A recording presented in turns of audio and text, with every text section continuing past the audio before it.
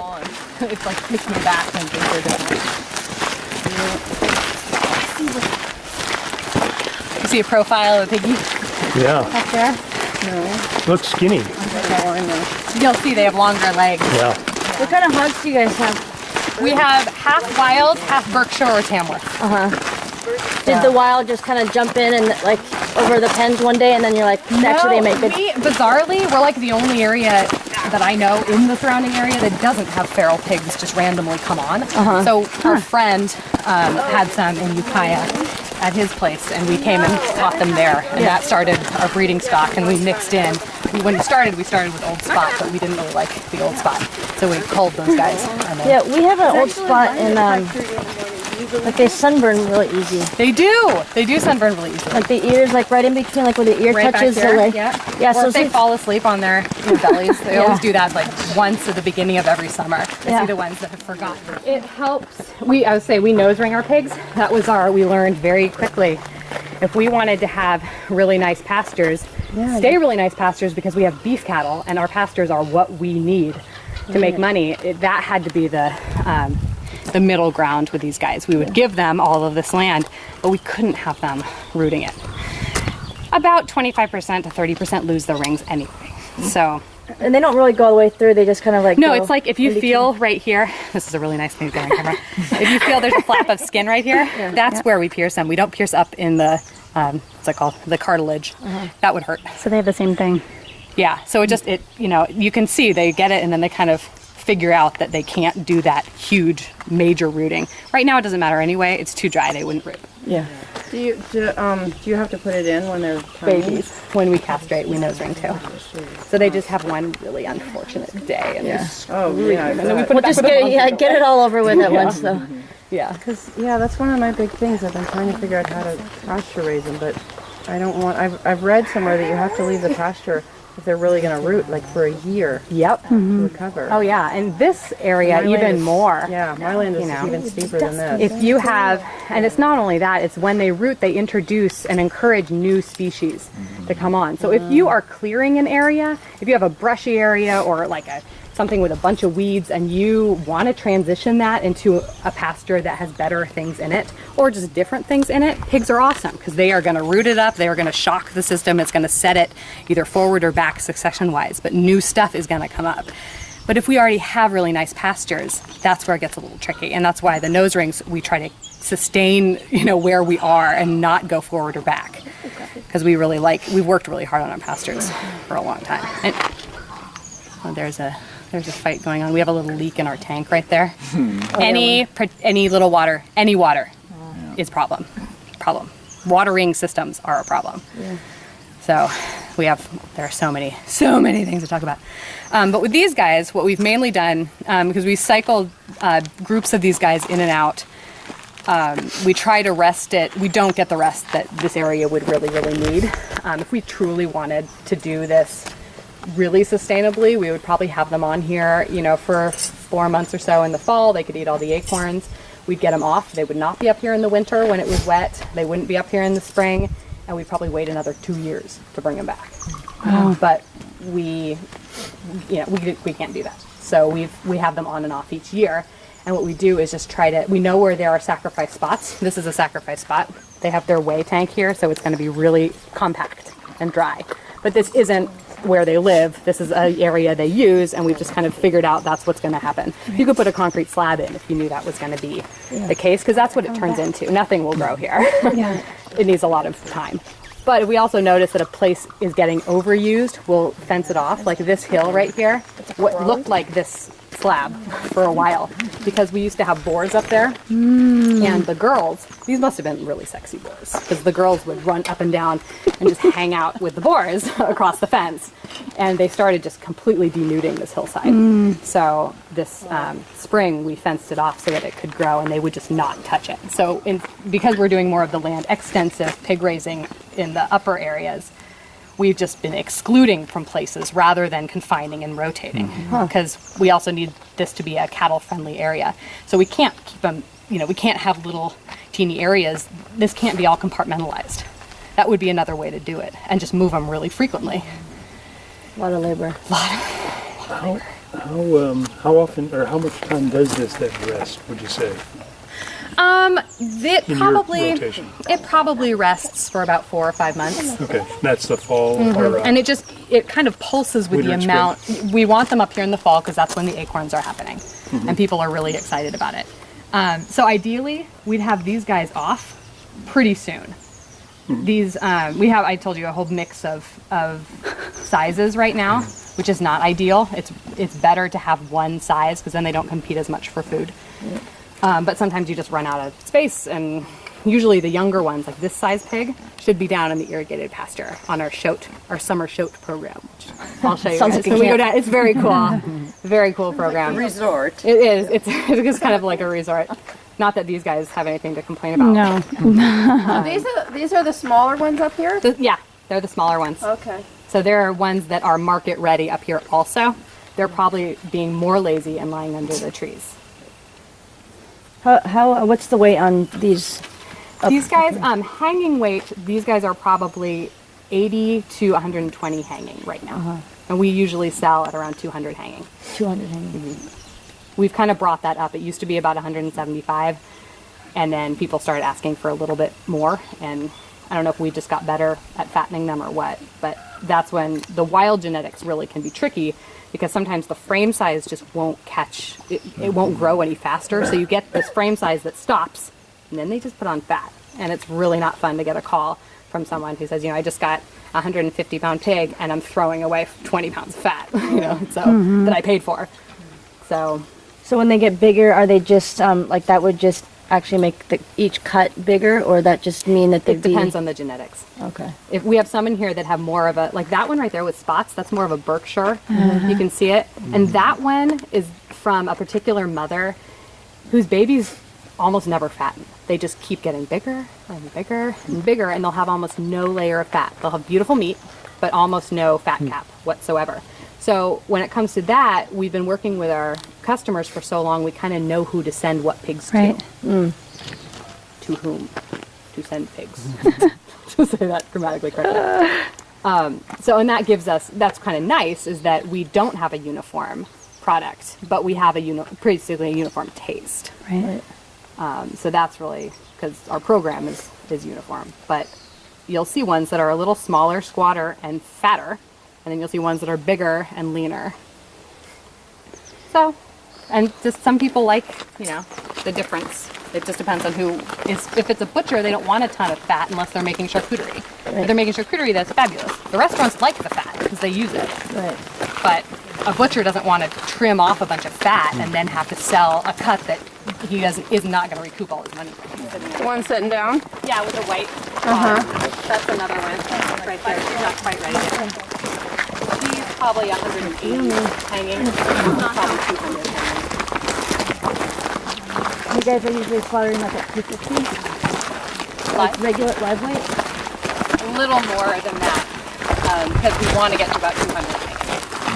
So it just kind of depends on what the hang, live to hang is. Or live to hang. Where do you slaughter them? These guys right now go to what was Rancho, now is Marin Farms. Yeah. And you like them? Yeah. You working out? Yeah, they're working out. Are they a lot more expensive than they used to be, or what's the... Their slaughter price, no, they're not. And what's really great is they're working in whole animal delivery for us. Right. Key. All our animals go whole, so that's a real problem. You sell them all whole? Yeah. To restaurant? Yeah, butcher shops mainly because they get the more, they usual. Well, we go every other week. So. Right now we're delivering cattle, sheep, and pigs. So it's just like, in my brain. Somebody must be on the road a lot, huh? There's a lot of driving. So this is where we feed these guys. It's another sacrifice area you can see. It's also a safe area because we can drive in and feet dump over the fence. That's key. Can you imagine 65 pigs mobbing you? So that's a more wild one. You see that spotted one? Yeah. Squatter, shorter, fat as Really fat. everything. He has been fat since he was little. Mark and I, who do the feeding, keep thinking he's pregnant and then realizing he can't be pregnant. He's a boy.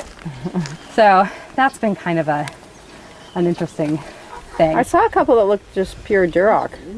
We don't have any Duroc. Oh, You mean the red? brown? Yeah. It's Tamworth. Oh, right. Okay. One more. Yeah. What are you guys doing under Yeah, they're just PG&E? has power lines up there, and they've been working on the road. And so they brought and left this up here, and it's so funny. They came and they're like, we're just going to have to leave it here. It's their scratching post. We can't disturb them because they're just up here. Like, I love so it. durable. I know. They think it's fabulous. They think it's just the best thing ever. Does the rooting cause any problems with the oaks? You know, Kyle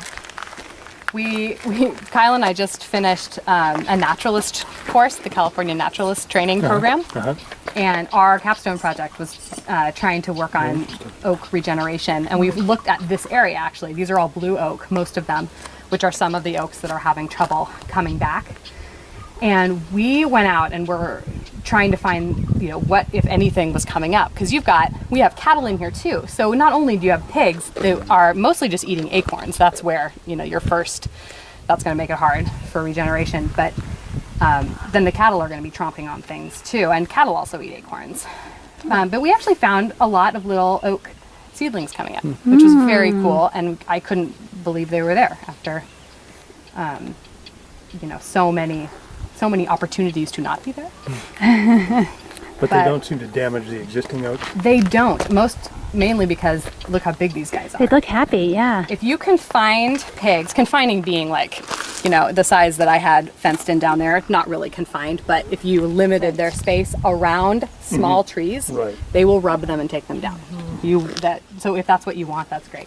If you want to leave your trees there for their shade and, you know, your own beautiful tree growth, then don't do that. You know, these big trees are okay. They just rub on them, and then they sleep under them. Interesting. But I can show you a spot where we farrowed last year. You can see the last 2 years, obviously we've been in a horrible drought. So our regrowth has been really bad and really slow. And what we have been noticing is just because we had kind of a come to Jesus around the pigs. Yeah. And primarily, this is a cattle ranch. And that's how everything is set up. And that's primarily what pays the bills. And we knew we wanted to start sheep because it's another ruminant species. And we kind of realized that with the cattle and the sheep, we were encouraging their natural behavior. We were just orchestrating their movement, you know, letting them feed places and eat, graze, then resting places. And the growth was happening. It was beautiful. We liked working symbiotically with those animals. With the pigs, we feel like we're having to fight them. Not because they're doing anything wrong, they're just being pigs. Aren't you guys? Yeah. So it came down to, we see a slow deterioration, and it is slow, and it doesn't look that bad. But if we're trying to improve soil and improve what's growing here, it's really hard to do it with pigs because they're going to change the landscape. No matter what, they just are. And in areas, I went to the Joel Salatin's Stockman grass farmer workshop in Mississippi last year, and what he does is he has paddocks that he initially decided to start running pigs through to improve the pasture for his cattle. And then what he realized in creating the market for those pigs is that actually the pigs were more profitable than the cattle, so he just decided to keep doing the pigs. Right. So he has his areas chunked off and does a normal rotation through. You know, I think he just figures out once they've eaten the grain that he's given them, it's time to move them. And it's pretty frequently. It's, I think, once a week or so like that. But climate-wise, when it's warm, he's getting rain. Right. So it's regenerating faster. When it's cold, it's snowy, it's just a different, maybe it's snowy, maybe it's just really wet. But it's a different situation than this Mediterranean climate, where when it's hot, when things would be growing, it's dry. And when it's wet, it's really cold, so nothing's growing. They have a much better area for rotational grazing. I mean, things come back, even though they have snow. Precisely. But like all summer long on the East Coast, Things are happening. Yeah, it's raining. So this was kind of interesting. We had this was one of our farrowing spots in spring of last year. And what we do, you can see the remnants from our fall farrowing, is I make a series of paddocks and I join a couple sows together who are going to farrow within a week of each other, and they share. They become little farrowing sisters, and they usually have one or two, depending on how friendly they are with each other, shelters, and they farrow in there and raise their babies up.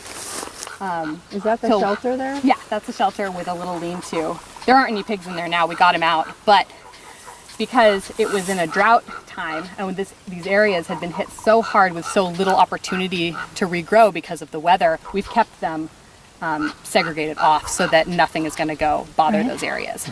I'd like to get another rain on it before we take the netting down. So what's nice about this netting is it goes all the way to the bottom and the little pigs can't squirt under it, whereas the other stuff that we use from Premier, which is awesome, the little ones can, it's like soap. They just Do you use the fencing or just like the little wires? Fencing. All fencing. Oh yeah. Except for the big perimeter area for the pigs, that's just a low wire. But by then, these guys are old enough. When they're little, electric fences is like, so they're just gonna do it anyway. So is this poultry netting or is? No, this is actual hog netting that Premier sells. Yeah, they have two kinds. A regular and then a feral hog, which I can never remember which is which. I just know it's the black poles or the white poles. The black poles go all the way to the bottom.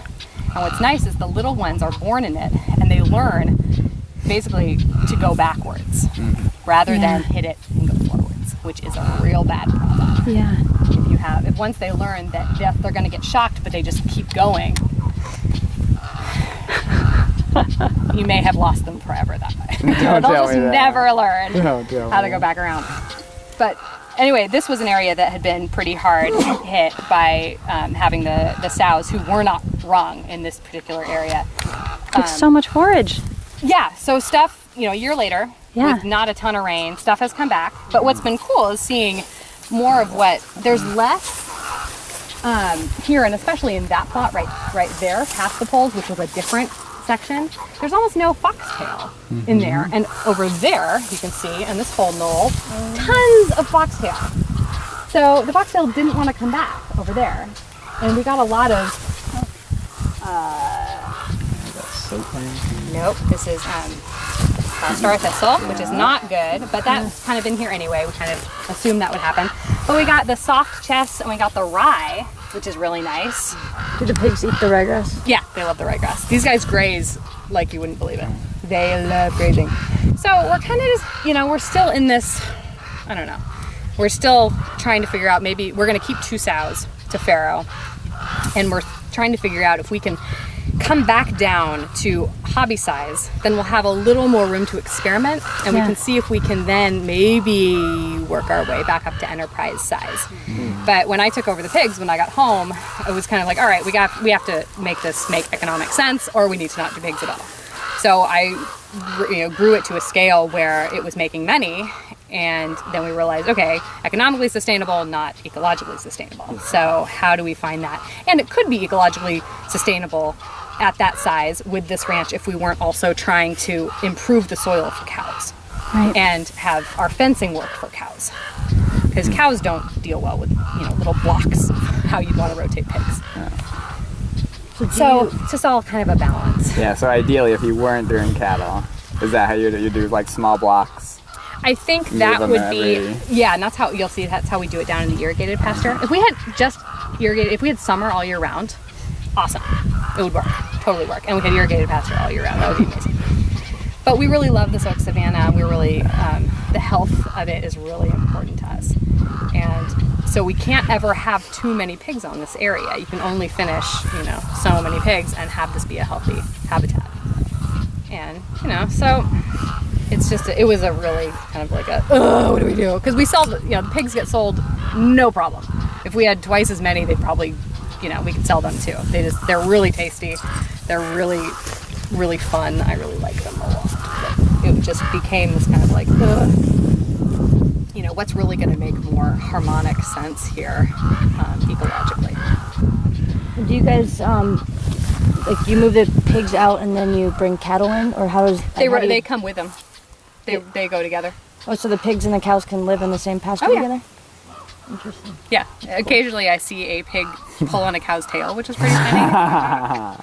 But the pigs think cow poop is like, Heaven. Yeah. I haven't figured out how to like make that into a marketing thing. Make that a positive thing. Shit no, finished. these are good finished pigs. I mean, it's great. They're like, They're grain finished pigs, exactly. grass finished. Yeah. Well, and that's the fresh poop. I mean, when they get the fresh poop, it's like, because all it is digested grass. There's a lot of protein in there for them still too, Yeah. though. Yeah. So it's not a bad. Oh no, it's It's great. not a good marketing thing, but it's great for the pigs. Yeah, they think it's wonderful. Do you That's why know, they call them pasture raised. are do you find that the hogs are as willing to eat, in terms of managing some of the species out here, the desirable and undesirable? You were sort of touching on that. Yeah. Do you find, are they willing to eat young star thistle? What are they? They are willing to eat young star thistle. What's funny is when we go down into the pasture down there, we had a group in a pasture that had a lot of thistles, a lot of young bull thistles.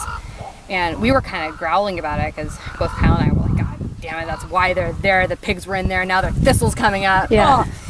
And we actually watched them one day and they were eating the thistles. Nice. They were wanting to eat the thistles. Yeah. There was clover and they were eating the thistles. And we're like, what? You know, it's succulent, it's, you know, and Kyle kind of started waxing lyrical and was like, wait a minute, maybe they're actually farmers and when they till up and, you know, they're encouraging those species that they like to eat, which are the more kind of succulent, Oh. spiny, yes, but they've got, you know, they're hardy little things. So, I don't know. That's an interesting thing. Not necessarily what we want coming up for our cattle, but Right. the pigs seem to think they're great. Did you sow any pasture? This was sown with sub clover a while ago. Other than that, we haven't done any pasture improvements, and it's time we did. I will definitely need to do some here after we get the pigs off for the next cycle. And how do you do that? Just with a grain drill, or? It's a good question. I've never done it on a big scale because I was gone for college and graduate school. And when I came back 5 years ago, it hasn't been done since I've been back. When I've gone out in the wet season, there have been areas where you can see some couple, you know, little rascally ones have lost their rings, and suddenly a whole hillside is turned up into nothing. And I've just gone out with grass seed and just Johnny Appleseed with it, you know, let that go. So. I'm sure what else to look at up here. Are you watching us? What do you think? Right now on this 200-acre piece, we try not to get above 70 at a time. Right now we have 67, I think I said. And we're pulling off the big ones this month. Ideally, we wouldn't go above 50. 50 to 200 acres. But they're on 200 acres, like all spread out. They're not like Exactly. We're they can not. go wherever they want. Yeah, they go wherever they want. They've got, I mean, what's So you fun is only when have I a come up perimeter and I'm fence, like, you cannot find the pigs anywhere. People are like, you have pigs? I'm like, no, I swear, yes, we have pigs. But they show up. The problem is, where are your high impact zones going to be? And do you want to just set up a spot and just have them continue to hit it and just know nothing is going to grow here? You know, it's going to be probably your water spot and probably your feeding spot, whether or not that's daily feeding or it's keeping a self feeder. Whatever it is, they're going to tromp it into cement in no time. So that's, you know, with the rotating, that's a way to kind of avoid that and to spread that out. But again, in a climate like this where it takes a year for everything to come back, you've kind of, once you've rotated those out, you've kind of lost the use of that, you know, area behind you for a very long time. And you have a lot of shade. We have a lot So of shade. so they hang out in the shade, but Exactly. they have so many trees that they're Exactly. disaggregated, kind of. Exactly. Shade is huge for the pigs. We don't offer them wallows, so they have to have shade. Yeah.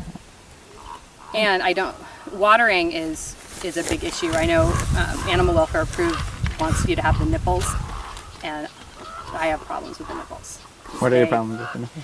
Because they leak, and they figure out how to hold them on. Yeah. So they continue to leak. And then you have water, and then you have a mud hole. And so you can move it, but that's just going to happen. So if you do have a nipple, you need a catchment system that they can't turn over, that they can't flip around. It's just, I've seen too many Animal Welfare Approved, you know, nipple situations where they have used that to form a lagoon. And it's just like, come on, that can't be the right thing.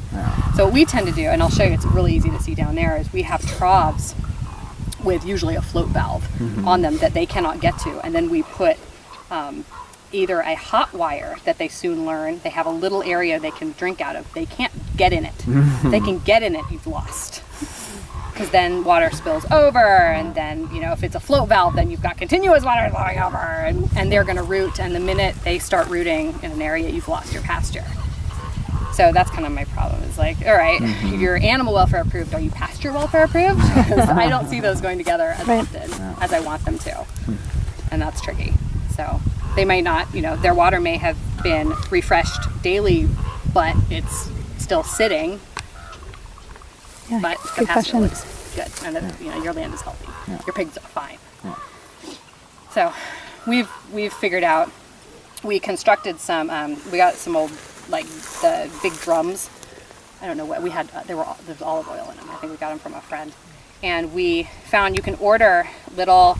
They're like little cups with a nipple that sticks out. They have a catchment system. Yes. And we drilled them into the bottom, and then had the hose coming in the top with a float valve.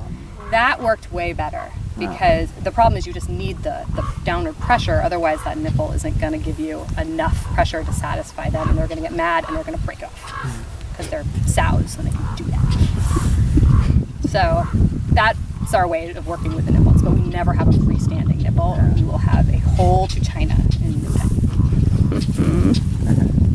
Did you talk about how often you feed? We feed every morning. Every morning? Yeah, by hand. Mark and I feed, and then he hand mixes the stuff. So labor intensive. Yeah. But then they are trained to know that we mean food. We mean good things. So then when we drive up every other week with our trailer, when we need to catch them, and we open the trailer and we put our feed in the trailer, they go, woo! And they jump in the trailer, and then we can close it, and then we can sort them. And it's not a big rodeo of trying to catch pigs. It's really very simple, and they think it's fine. We go in, and then we can let the other ones out that aren't going to go, and This is every 2 weeks for harvesting. And what percentage of their diet would you say is forage? I've never interviewed them. They haven't been talking to me. When I first moved back, we were researching kind of what could their diet of forage be. Yeah. And we learned that about 30% can be pasture and grass and Yeah. forage, but you need to give them something. They can't just live on that alone, unless it's in the fall with tons of acorns and you're an Iberian pig bred for that. Right. Extension, because we also fed out of just like the water, we had a lot of those tubs, the Rubbermaid tubs. I always want to call them Tupperware tubs, but they're not. Rubbermaid. And the problem with those is you put a lot of food in there, the big ones will come in and eat like that. So they eat here, and their body is covering the rest of it. So it's very sneaky. So like, how are we going to keep the pigs out of the covering the whole thing? So this is just half a tractor tire. This is a culvert, obviously, side. We cut it, squeezed it in, and fit it in there. And now we've got, a little cafeteria. Very Where are you clever. putting the food? It would seem that we're putting it in the middle, wouldn't it? Only because we toss it over and some of it gets in there. The food goes in here. Oh, okay, so it's not like Yeah. a chicken feed or like dribbling No, down. So No, That's is just to for prevent- structure. it's to prevent crossover. It's so that when they're using it correctly, which sometimes they still figure out how to get in like that. Yeah, I get very offended at that. They should just be, coming out like this. The hot wire is right next to it, so they have to remember that. And they still get shocked every now and again, which is kind of a good thing to remind them of what's going on. And then the smaller ones are. Smaller ones are just more portable. Okay. Yeah. We just don't have as many of these as I would like. But what's also nice is they're not metal. So if they get pushed Yeah. in, they don't short the fence out. So is this like semi-permanent fencing? This is permanent fencing. Permanent This was put up for the cows, the two top wires. When we put pigs in here, we drop two bottom wires. We've got a hot one and then a ground, or a ground and then a hot. They have to hit them both, because otherwise this is dry. So if they hit the hot wire on dry ground, those are the Oh, so you have a hot wire and a ground. And I see. The two is really Got it, important, yeah. unless you're on wet. If you're on irrigated pasture. Yeah. But as long as you'll see Yeah, sometimes yeah. where one's gotten pushed up and they just have the hot and they're just going under the hot wire. You're like, it is, 5.2. What's going on? But if they're not hitting both of them, it doesn't matter. They haven't figured out yet that they can do one and not the other. No, because if they go, at this point, they're so big, if they push under, which they like to do, they don't go over. They're an under pusher. If they push up one into the other one. That's when it hits them. Nice. So we've had no problems with this group getting out. What's your charger like? Oh my God, I don't even know. That's a question for the men. Is that from Premier, do you know? It's not from Premier, I think it's from Gallagher. Is it solar or like on a battery? No, not this one. This one's a battery. If we do solar, it would be a smaller unit. This is like 10 miles, all on the same thing. Wow. Don't do that. Not a good system. Don't do that. Because if the fence dies, where are you going to look first? Yeah, You're you're gonna gonna check 10 miles. So you have to have go to gate 1 and unhook it and check. Is it that way? Okay, is it that way? Go to gate 2. Is it that way or is it that way? It takes forever. Oh my goodness. And we have elk that come through our property, and the elk don't always make the jump over the fences, so they tend to wrap wire against hot wire, and then the fence is down, and then the pigs are out. And that was last year's gun. I saw that sign down the road. It said Elk watch for crossing. elk. I was like, Yeah, what the Yeah, we have a herd of about 200 that comes through here. They're feed them gorgeous. too, though. Yeah, we're feeding them too, not meaning to, but we are. They'll hit our irrigated pasture as soon as there's absolutely no feed left up in the hills, and that's hard for us because we, have a very timed rotation for the cattle. We get the cattle off, and it's supposed to be resting, and we come back and there are 200 elk on it. You ought to charge people for hunting, and then Well, we're trying to work that out. They're prprotected though, so we have a Don't do deer. that then. We have a deer club right now, and they come and get a couple deer a year. But right now, with elk, fishing wildlife, still trying to figure out quite how to handle that. This is just a pasture blend of ryegrass, orchard grass, harding grass, soft chest, clover, fescue. Too much bunching fescue right now. You'll see when we go down. The reason we started pigs down in the irrigated pasture because we had this whole swath we wanted to redo because there were just so many clumps of bunching fescue that the cows turned up their noses at, and we thought, well, we're going to rototill and smooth this out anyway. Let's run the pigs through first, and then it worked really well. So we did it the second year, and you'll see the pastures really need to be helped at this point.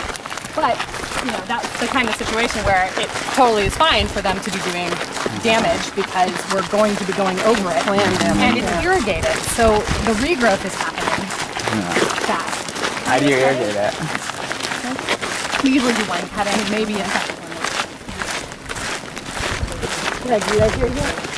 We do, yeah. We pump out of the creek. Just do sprinkling. Gets in there with his shovel. Well, he has that's where we get the mash in, Okay. and then we pull it out with a tractor and dump it in here, and then mix the, the wheat that also sometimes we throw alfalfa in there too. And then this whole, that's what Kyle. Oh, yeah. where do you get the wheat from? And the County Line Warehouse in Dunnigan? I don't know where that is. Is it soaked or is that why it's wet? No, the mash is a little bit wet. That's why it's wet. The whole thing, we're going to dump a bunch of whey in it and let it soak overnight so that it, first of all, takes on some flavor of the whey, which is sweet and nice, and they love it. And also softens the wheat enough that they can digest. Guys got moved from here to here on Wednesday. We're going to move them tomorrow. So you can see this is getting kind of scary for me. You can see even with the hot wire, they've managed to somehow pull out the water and start digging a hole. Because they'll do it. But even so, this is nothing compared to what it has, Here they come. Yeah. Hi, you guys. They want their shade. They're really attached to their little shelters. And you just move that with the tractor too? Oh, just the ATV. Yeah. And a chain. Yeah. This one was one of the first ones we got overbuilt. You don't need it to be like this. Yeah. Especially once we irrigate, it's like you can't move that for a while. These are light, beautiful, these two. That one on the far side happened to be facing the wrong way in a horrendous windstorm we had, and it got pushed over and we can't push it back. So we call them, they're the retro pigs. Yeah. They're like, cool. It should have been, started like that. But Kyle came up with this design of just two, I think that's 4x6, and then with poles and 3 hog panels. No, there's no other. No, Like, it's no, just the hog which is panel. what you need because pigs are going to go like this. Yeah. You want it to move.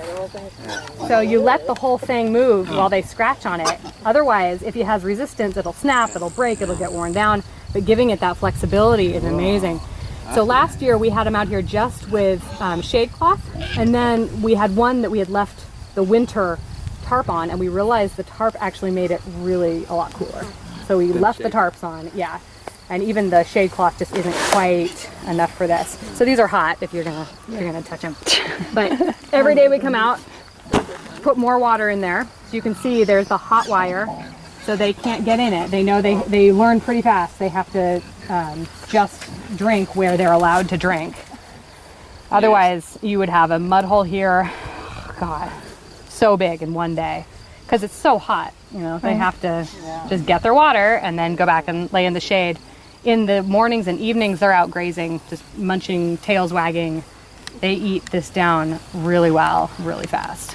And you just have a water truck or something you come out and fill us up We with? have a hose that, makes it all the way.